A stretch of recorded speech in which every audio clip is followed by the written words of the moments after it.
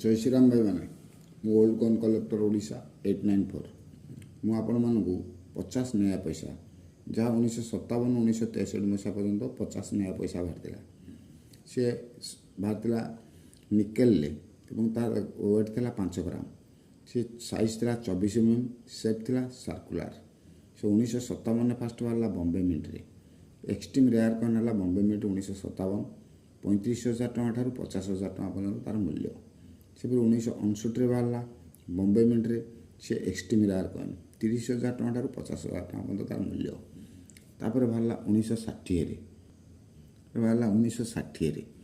ये बॉम्बे बाहर कोलकाता बाहर दुईटा स्क्वायर कॉइन 50 टଙ୍କା ठारू 150 टଙ୍କା बॉम्बे 15 टଙ୍କା ठारू 150 टଙ୍କା कोलकाता 1960 ये है स्क्वायर कॉइन तापर 1961 मसीह बाहर बॉम्बे रे बाहर कोलकाता बाहर दुईटा स्क्वायर कॉइन तार मूल्य 15 टଙ୍କା ठारू 100 टଙ୍କା बॉम्बे 15 टଙ୍କା ठारू 100 टଙ୍କା कोलकाता दुईटा स्क्वायर कॉइन तापर बाहर 1962 मसीह 1962 मसीह बाहर